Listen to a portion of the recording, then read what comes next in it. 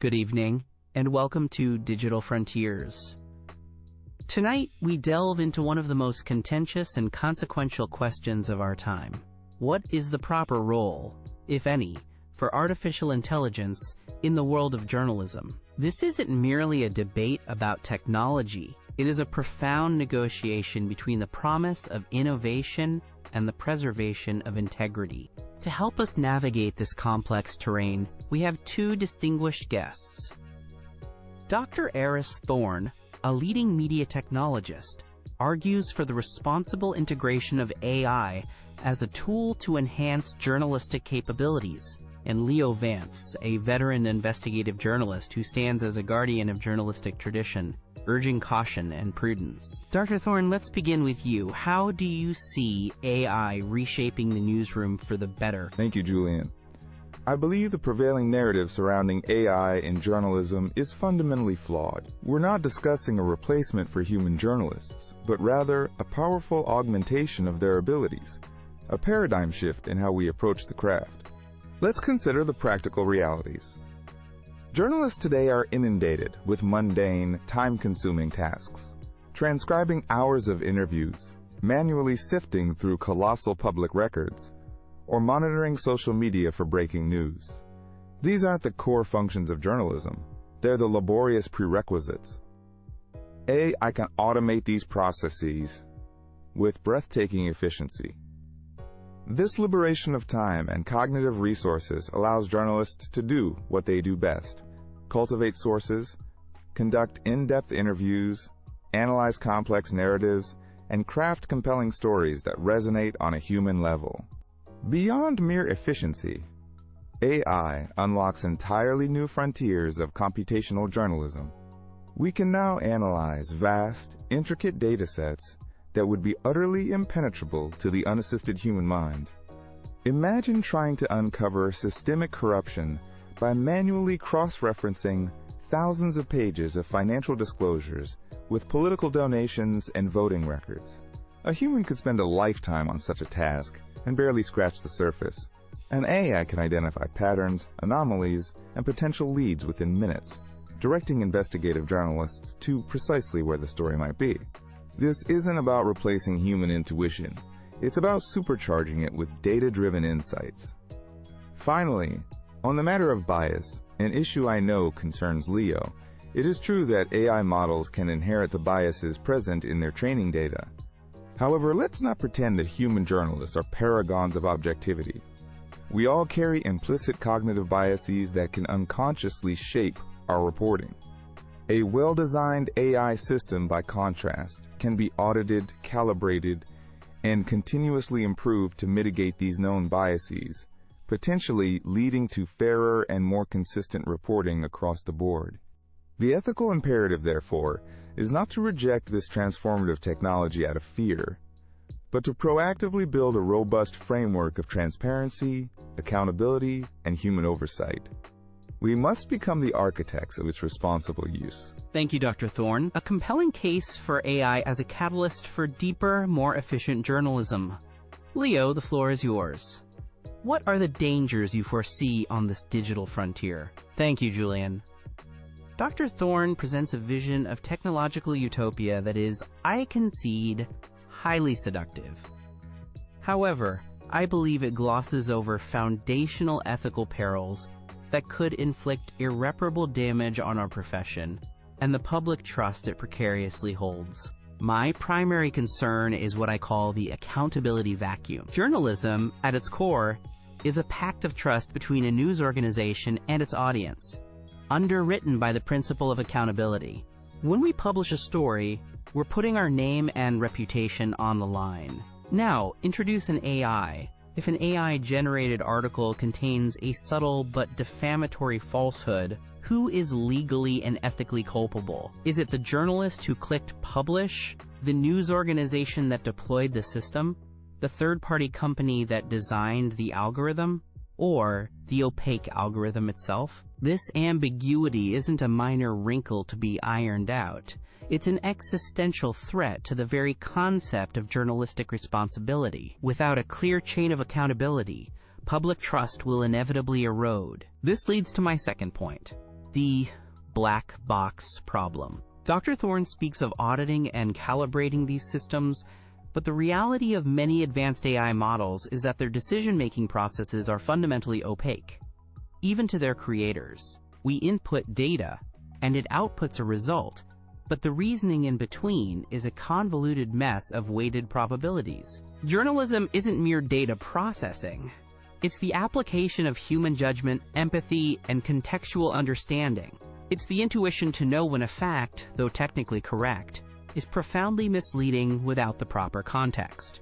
How can we trust an answer when we're forbidden from understanding the reasoning behind it? Finally, let's talk about the human cost. The widespread adoption of AI will unequivocally lead to the de-skilling and displacement of a generation of journalists. It will create newsrooms populated by a few senior editors, overseeing a fleet of content-generating algorithms. This not only devalues the craft, but also creates a terrifying new potential for sophisticated, large-scale disinformation. Imagine state actors or malicious entities using these tools to flood the information ecosystem with hyper-realistic, AI-generated fake news. The very tools we're told will save journalism could very well be the ones that poison the well for good. Thank you, Leo. You've both laid out the central conflict with remarkable clarity. On one hand, Eris, you present a vision of human-AI symbiosis. On the other, Leo, you warn of an accountability crisis and the erosion of human judgment. Dr. Thorne, let me direct this to you. How can the ethical frameworks you propose realistically prevent the accountability vacuum that Leo so forcefully describes? Is it truly possible to keep a human hand firmly on the tiller in a high-speed, automated news environment? That is the critical question, and it's one we must address head-on, not with fear, but with design. The accountability vacuum Leo describes is a genuine risk, but only in a system devoid of proper governance. The solution is twofold: radical transparency and an inviolable human-in-the-loop protocol.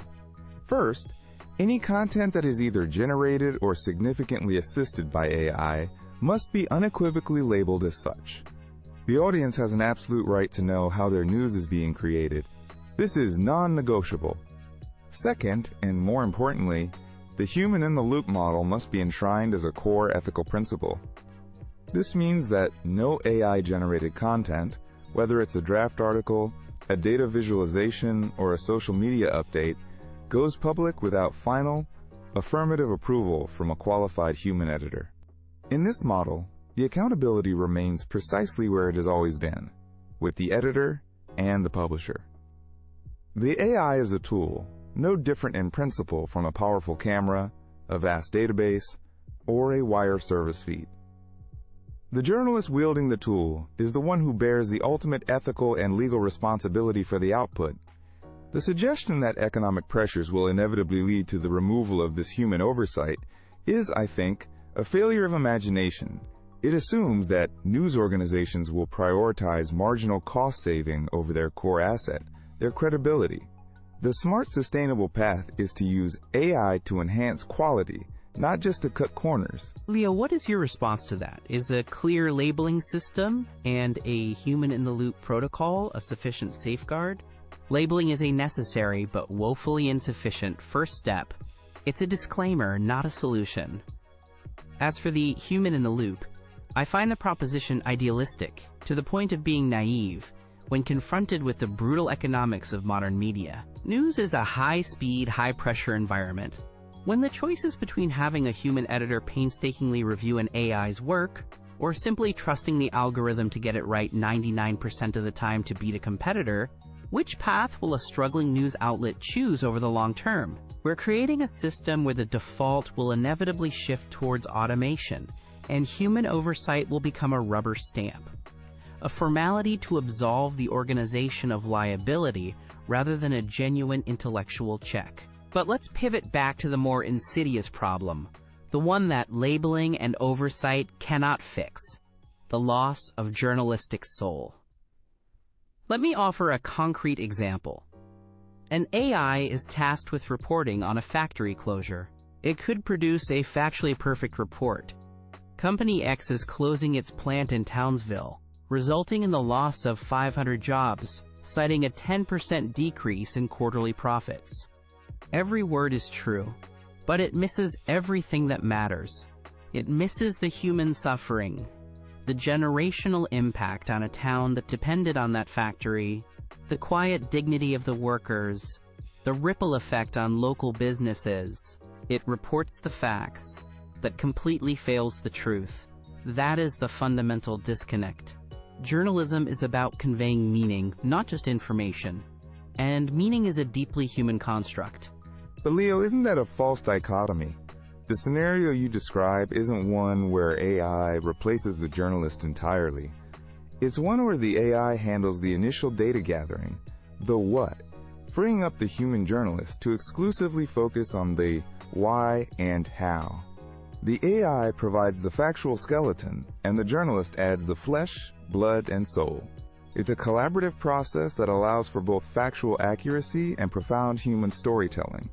We're not forced to choose between them. You're assuming a budget that allows for both. What I fear is a future where the skeleton is deemed good enough by the publisher, where the expense of sending a human journalist to capture the soul of the story is seen as a luxury, not a necessity. The tool will inevitably shape the user, and the newsroom will be remade in the image of the algorithm, efficient, factual, and devoid of humanity. We're nearing the end of our time. I'd like to give you both a moment for a brief closing statement. Dr. Thorne, please begin. I urge our audience to approach this technological shift, not with blind fear, but with critical optimism. The history of journalism is a history of technological adoption, from the printing press to the internet.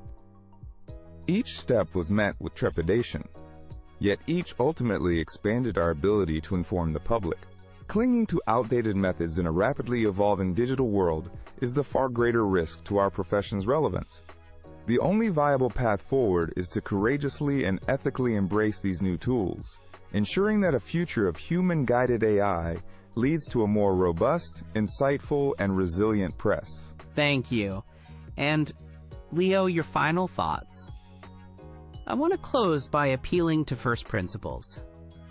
The single most important currency in journalism is trust. It's painstakingly earned over decades and can be irrevocably lost in an instant. It is fragile. In our frantic rush to innovate and optimize, we're at grave risk of automating our own soul. The foundational values of meticulous verification, profound empathy, and unwavering human judgment must remain paramount. Technology should serve these values, not supplant them. We must ensure the guardians of truth remain human. Dr. Eris Thorne, Leo Vance, thank you both for an incisive and vitally important discussion. You have illuminated the path ahead, with all its promise and its perils. You've left us with the critical question we must all consider. As we stand at this digital frontier, how do we ensure that the tools we create to inform the world do not, in the end, undermine our ability to truly understand it? Thank you for joining us on Digital Frontiers. Good evening.